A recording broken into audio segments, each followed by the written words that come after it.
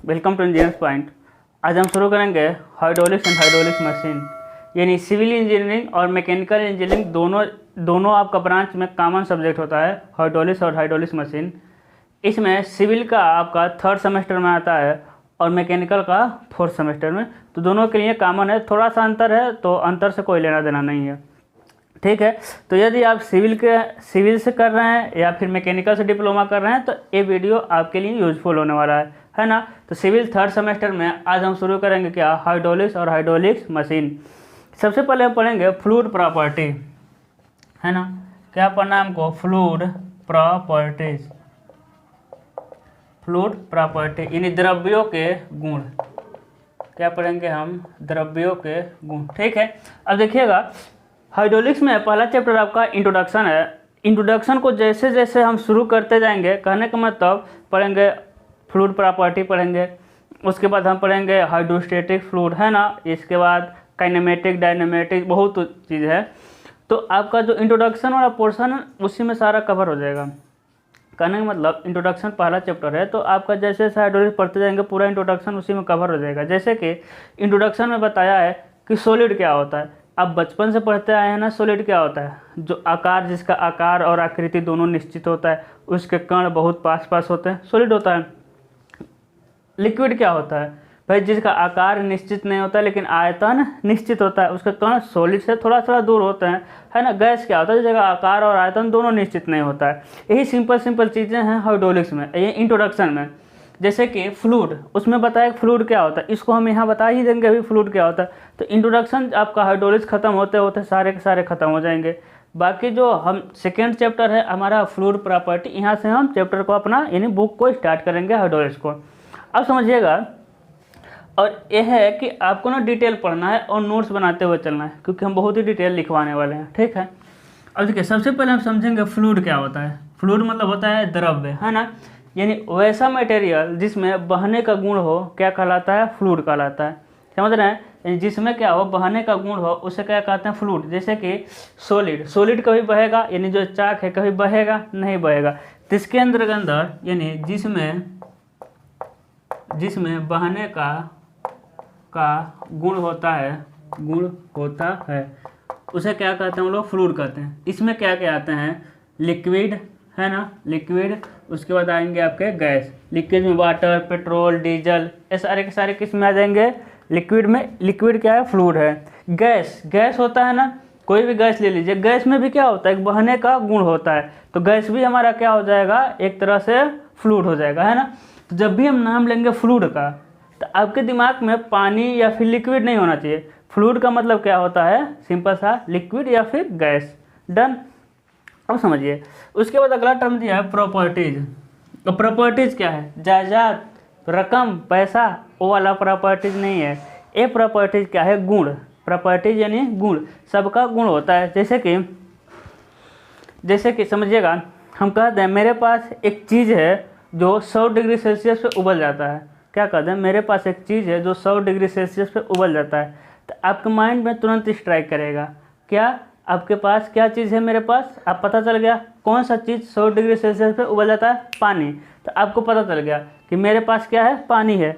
तो जो टेम्परेचर होता है वो पानी का गुण होता है कि नहीं। जो टेम्परेचर होता है वो पानी का गुण होता है। सिंपल सा समझिए, प्रॉपर्टीज़ क्या होता है, यानी प्रॉपर्टीज एक ऐसी चीज़ होता है जिसका कुछ मैग्नीट्यूड होगा, है ना। प्रॉपर्टीज एक ऐसी चीज़ होती है जिसका कुछ ना कुछ मैग्नीट्यूड मतलब कुछ न्यूमेरिकल वैल्यू होगा, जैसे 500, 200, 300, है ना। यानी प्रॉपर्टीज एक ऐसी चीज़ है जिसकी कुछ ना कुछ वैल्यू होगा, और उस वैल्यू को देख के हम आइडेंटिफाई कर पाएंगे, यानी पहचान कर पाएंगे। इसका ये शायद होता है परिणाम, और इसका पहचान कर पाएंगे, ठीक है। यानी प्रॉपर्टी एक ऐसी चीज़ होती है जिसका कुछ मैग्नीट्यूड होगा, और उस मैग्नीट्यूड को देखकर यदि हम पहचान लेंगे तो उसे हम कहेंगे प्रॉपर्टी, है ना। यानी एक ऐसी चीज़, आपके पास एक ऐसी चीज़ मिले जिसकी कुछ ना कुछ न्यूमेरिकल वैल्यू हो, उस न्यूमेरिकल वैल्यू को देख कर पहचान लें तो आपको क्या कहना है कि प्रॉपर्टी है। क्या है आपका, ये प्रॉपर्टी है। जैसे कि हम कहते हैं मेरे पास एक ऐसी चीज़ है, समझिएगा, हम कहते हैं कि मेरे पास इसमें ना कुछ है, इस बोतल में कुछ है, क्या है नहीं पता, इसमें कुछ है, हमको क्या है हमको नहीं पता है, लेकिन इसका घनत्व कितना है 1000 किलोग्राम प्रति मीटर क्यूब। इसमें कुछ है क्या है नहीं पता, लेकिन हम आपसे कहें कि इसका घनत्व कितना है 1000 किलोग्राम प्रति मीटर क्यूब, तो आपको पता चल गया कि इसमें क्या है वाटर, क्योंकि पानी का ही घनत्व कितना होता है 1000 किलोग्राम प्रति मीटर क्यूब। तो घनत्व क्या हो गया, प्रॉपर्टी हो गया, घनत्व क्या हो गया, गुण हो गया। पानी का गुण क्या होगा, घनत्व पानी का हो जाएगा आपका गुण। समझ आ रहा है? जैसे कि हम कहें कि हम जहाँ है ना यहाँ कुछ है, समझिएगा, हम जहाँ खड़े हैं यहाँ कुछ ना कुछ है ना, इस पूरे रूम में कुछ है, क्या है नहीं पता, लेकिन उसका जो दाब है ना, उसका जो दाब है वो 1.012 बार है। तो आप जानते हैं ना इतना दाब किसका होता है, वायुमंडलीय दाब है ना, यानी वायुमंडलीय वायु है ना, यानी मेरे रूम में क्या है वायुमंडलीय दाब है ना। पता चल गया, दाब क्या है आपका, एक तरह से क्या कहेंगे हम, एक तरह से आपका प्रॉपर्टी है ना। माना आपको ये वैल्यू नहीं आता होगा 1000 या फिर 1 ये तो हम पढ़ते जाएंगे तो समझ आ जाएगा ना, क्योंकि मेरा टॉपिक अभी प्रॉपर्टी है, हम आपको गुण समझा रहे हैं। अभी तो ये सारी की सारी चीज़ें आपको नहीं याद होगा, बस अभी समझिए। हम कहेंगे जैसे ये देखिए, आपको समझ आएगा, हम कहेंगे मेरे पास कुछ है, इसमें कुछ है, क्या है नहीं पता, लेकिन ये 100 डिग्री सेल्सियस पे ना उबल जाता है। आपको पता चलेगा कि नहीं, इसमें जो है वो 100 डिग्री सेल्सियस पे कौन उबलता है, 100 डिग्री सेल्सियस पे आपके पानी उबलता है। ठीक है, 100 डिग्री सेल्सियस पे कौन उबलता है, पानी उबलता है। समझ रहे हैं? अब देखिए भाई, पर एक ऐसी चीज़ जिसका कुछ ना कुछ न्यूमेरिकल वैल्यू है, यानी मैग्नीट्यूड है, उस मैग्नीट्यूड को देख के आप पहचान जा रहे हैं, तो हम कहेंगे घनत्व पानी का गुण है। ठीक है, आपके पास कुछ ना कुछ न्यूमेरिकल वैल्यू है और उस न्यूमेरिकल वैल्यू देख के आप समझ जा रहे हैं, तो आप क्या कहेंगे कि यानी वो क्या है, प्रॉपर्टी है। ठीक है, आपके पास कुछ न्यूमेरिकल वैल्यू है, उस न्यूमेरिकल वैल्यू को देख के आप समझ आ गए आपको इसमें वाटर है, यानी टेम्परेचर क्या है, वाटर का प्रॉपर्टी है, क्या है आपका गुण है। ठीक है, आगे बढ़ रहे हैं। यानी सबसे पहले हमको क्या पढ़ना है, फ्लूइड प्रॉपर्टी में सबसे पहले पढ़ेंगे, फ्लूइड प्रॉपर्टी में हम सबसे पहले पढ़ेंगे डेंसिटी, है ना। आज बस हम डेंसिटी पढ़ेंगे। क्या पढ़ना हमको, पहला टॉपिक डेंसिटी यानी घनत्व। सबसे पहले हम आपको इसे हम क्या कहते हैं, इसे हम कहते हैं मास डेंसिटी, इसे हम क्या और कह सकते हैं, मास डेंसिटी यानी द्रव्यमान घनत्व। सबसे पहले हम वो चीज़ लिख दे रहे हैं जो आपको पता है, और जो आपको पता है वो समझिए कुछ नहीं पता है आपको। जैसे कि हम कहते हैं घनत्व बराबर क्या होता है, द्रव्यमान बटे आयतन, यही तो होता है। घनत्व को किससे दिखाते हैं हम लोग, रो से, है ना। यानी इंग्लिश में क्या लिखेंगे, mass of fluid upon volume of fluid, है ना। आपको पता चल गया है कि नहीं, फ्लूइड मतलब सॉलिड भी है और लिक्विड भी। और समझिएगा इतना आपको पता है, इसका मात्रक क्या होता है, इसका मात्रक होगा मास का किलोग्राम और वॉल्यूम का मीटर क्यूब, यानी किलोग्राम प्रति मीटर क्यूब। अब समझिएगा, अब समझिए इससे क्या हो गया, कुछ फील हुआ। हम कहते हैं घनत्व क्या है, तो आप कहेंगे घनत्व है द्रव्यमान बटे आयतन। क्या कुछ फील हुआ, नहीं, आपको क्या मिलना है, फील दिलाना है। ठीक है, एक बारी में समझ आएंगे, आपको अच्छे समझ आएगा। ठीक है, समझिएगा। अब घनत्व क्या होता है, जैसे कि मान लीजिए एक आदमी है, अरे आदमी का मुंह ऐसे थोड़ी होगा, आदमी ऐसा बनता है। ठीक है, एक क्या है आपका, एक आदमी है। ठीक है, इसके ये सर हो गए, पैर हो गया, एक क्या हो गया, इसका हाथ हो गया। ठीक है, अब इसको जब हम तौलेंगे तो इस आदमी का वेट कितना आया 80 किलो, है ना। आदमी का वेट कितना आया 80 किलो। अब समझिएगा, जब हम वेइंग मशीन पे जाकर अपने आप को तौलते हैं ना, तो जो वेइंग मशीन पे जो भार आता है उसमें ना 9 उसमें भार कैसे आता है, किलोग्राम में आता है, यानी उसमें 9.8 से भाग देकर वैल्यू देता है। बात को समझ रहे हैं, वो वैल्यू कैसे देता है, यानी 70 किलो 80 किलो, उसमें ना 9.8 से भाग देकर वैल्यू देता है वो, है ना। तो माना जो अभी आए हैं मेरे पास, इसको हम तौले हैं तो कितना मिला 80 यूनिट। ठीक है, तो भार क्या होता है, मास इंटू ग्रेविटी, यही तो होता है। भार क्या होता है, मास इंटू ग्रेविटी। अब समझिएगा, इसका क्या किए, ए वाला हाथ हम काट दीजिए, ए वाला हाथ काट के इधर क्या किया, हम फेंक दिया। उसके बाद जब हम तौले हैं, वह हाथ कट गया तो रोने लगा। जब इसको हम तौले हैं तो कितना लोड आ गया, 77.5, यानी अभी भी वो लोड क्या होता है, मास इंटू ग्रेविटी। अभी लोड क्या होता है, मास इंटू ग्रेविटी। सिंपल समझिएगा, जब इसको टोटल तौले थे तो कितना का था, 80 किलो का। एक हाथ काट के इसका फेंक दिए, कितने का मिला, 77.5 किलो का। बताइए इसका हाथ कितने किलो का था, कमेंट बॉक्स में आना चाहिए भाई, इसका हाथ कितने किलो का था। ठीक है, कितने किलो का हाथ, इसका 2.5 किलो का हाथ है ना। अब समझिएगा, मास इंटू ग्रेविटी, वेट क्या होता है, मास इंटू ग्रेविटी। अब समझिए, इसका भार कम हुआ तो क्या ग्रेविटी कम होगा, नहीं, ग्रेविटी 9.8 पहले भी था, ग्रेविटी 9.8 अब भी है, लेकिन इसका भार कम हुआ है। भार कम हुआ है तो अल्टीमेटली क्या कम हुआ है, मास कम हुआ है ना भाई। इसका भार कैसे कम हुआ, क्या ग्रेविटी कम हुआ है, नहीं हुआ है, तो क्या कम हुआ है, मास कम हुआ है। तो मास के कम होने से इसका भार कम हो गया। जबकि ये जो मास है ये किससे मिलकर बना है, ये अणु से मिलकर बना है ना, ये मॉलिक्यूल से मिलकर बना है, ये मॉलिक्यूल से मिलकर बना है ना, यानी अणु से मिलकर बना है। अणु से मिलकर क्या बना है आपका, मास यानी द्रव्यमान। ठीक है, अणु से मिलकर क्या बना है आपका, द्रव्यमान। ठीक है, यानी बाहर गए हैं, बाहर कौन सा गया, द्रव्यमान गया, बाहर कौन गया, द्रव्यमान गया। द्रव्यमान किससे मिलकर बना है, अणु से मिलकर बना है, यानी अल्टीमेटली कौन बाहर गया है, अणु। यानी द्रव्यमान किसको दिखा रहा है, अणु, और अणु किसको दिखाएगा, द्रव्यमान को। हम कहेंगे ये हाथ काट के फेंके, ये हाथ यहाँ से काट के हम फेंके, कुछ लोग सोचेंगे सर जी काट के फेंकेंगे, ऐसा कुछ नहीं है, जादूगर नहीं है हम। ठीक है, यहाँ से क्या किया, हाथ यहाँ काट के 2.5 किलो का हाथ फेंके तो क्या गया, मास गया, लेकिन अल्टीमेटली क्या गया, अणु गया, या फिर कहिए अणु गया, या फिर कहिए मास गया। बात को समझ आ रहा है, गया तो क्या गया, अणु गया। अणु किसको रिप्रेजेंट कर रहा है, मास को। मास किसको दिखा रहा है, अणु को। इतना समझ आ रहा है आपको। यानी हम कह सकते हैं लोड कम हुआ, अल्टीमेटली क्या कम हुआ, मास क्या गया है, मास गया है, यानी अणु गया है। यानी हम कह सकते हैं, अब समझिएगा, यानी क्या होगा, वॉल्यूम यानी डेंसिटी क्या होता है कि नंबर ऑफ, समझिएगा डेंसिटी क्या होगा, number of molecule inter in given volume, है ना। समझिए वॉल्यूम का डिफिनीशन क्या होता है, यानी एक दिए गए आयतन में कणों की संख्या क्या कहलाता है, आपका घनत्व। एक दिए गए आयतन में कणों की संख्या क्या कहलाएगा, घनत्व। अब समझिएगा भाई, मास कम, समझिएगा क्या हुआ, मास कम होगा, समझिएगा मास कम यानी अणु कम। बाहर उसको हाथ को फेंके थे, यानी मास कम या फिर अणु कम, या अणु कम या मास कम। मास कम होने के कारण क्या हो गया, इसका मास कम होने के कारण इसका घनत्व क्या हो जाएगा, कम हो जाएगा, है ना, क्योंकि मास घनत्व के क्या होता है, डायरेक्टली प्रोपोर्शनल होता है। तो मास कम होने के कारण उसका घनत्व क्या हो जाएगा, कम हो जाएगा। जैसे समझिए एक वॉल्यूम है ना, एक क्या है आपका, वॉल्यूम है।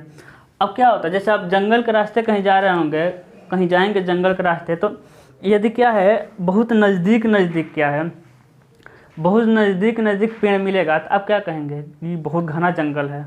कैसे, क्योंकि वहाँ के पेड़ क्या थे आपके, बहुत नज़दीक थे। ठीक है, यानी बहुत नज़दीक, तो वहाँ पेड़ क्या होगा, एक तरह से अणु हो गए।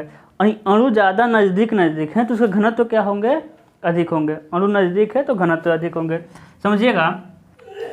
ठीक है, अब देखिए, यानी इसमें हो गया, ये बहुत ज़्यादा अणु हो गए, है ना, दोनों का वॉल्यूम बराबर है और इसमें ज़्यादा दूर।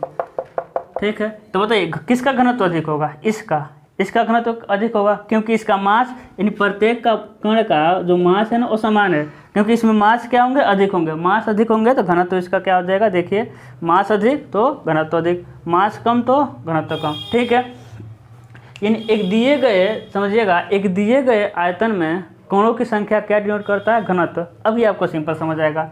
हम पूछ दें आपसे, अभी देखिएगा, हम पूछ दें आपसे कि आपके पास वाटर है और आपके पास सी वाटर है। सी वाटर समझ आ रहा है, समुद्र का पानी, है ना। आपके पास पानी है और समुद्र का पानी है। अब बताइए किसका घनत्व अधिक होगा।